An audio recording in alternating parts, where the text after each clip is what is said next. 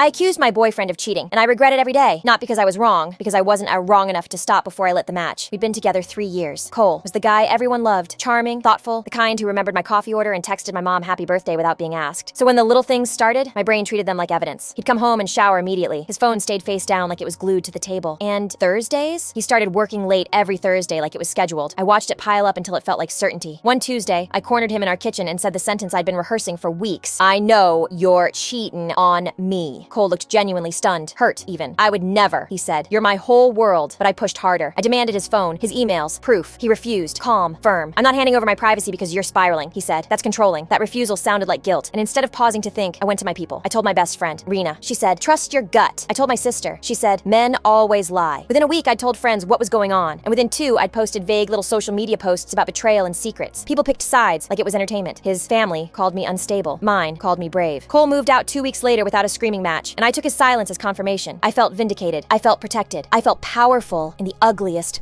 way. Then last month, Rina called me crying. I need to tell you something, she whispered. Cole wasn't cheating. My stomach dropped so hard I had to sit on the floor. She explained the Thursdays. They weren't late meetings. They were meta-working class. Cole had been taking them for 6 months to handcraft an engagement ring. The immediate showers, metal dust and chemicals, the face-down phone, progress photos and sketches he didn't want me to accidentally see. I went cold, then numb, and then Rena's voice got smaller. There's more. He was working with a jeweler. Maris, after you accused him, after everyone started whispering, she was the only person who believed him. I didn't want to hear the next part because my chest already knew it. They're together now, Rina said. They're engaged. I tried to reach Cole, blocked everywhere. I drove to his new place anyway, because denial makes you reckless. Maris opened the door wearing a ring. Not the ring I'd imagined. This one was different, cleaner, somehow brighter, like it had been made without panic. She didn't look smug. She looked tired and almost kind. He told me everything, she said softly. How you didn't trust him. How you told people before you asked questions. How you turned his life into a courtroom. I couldn't speak. Maris touched the ring on her finger. Those classes cost him about $2,400, she said. He watched tutorials until 2 a.m. He wanted it perfect. Then she said the line that cracked something open in me. This one took 3 weeks, because when someone trusts you, you don't need months of secrecy to feel safe. I went home and scrolled old photos until my eyes hurt. In every single one, Cole was looking at me like I was the best part of his day, and I finally understood what I'd done. I didn't just accuse him. I built a story, recruited an audience, and made him live inside my fear until he left. Last week, I saw their engagement post. Cole looked lighter than I'd ever seen him. The comments were pure joy. No one mentioned me. I wasn't the villain or the warning sign. I was just erased, like a chapter he didn't want to reread. Now, I'm in the same job, same apartment, same life, just smaller. Every Thursday night, I picture him in that workshop, covered in dust, building something beautiful. And I remember I destroyed it before I ever saw it. My biggest regret isn't the accusation. It's that I chose fear and called it intuition. One word comment: trust or fear.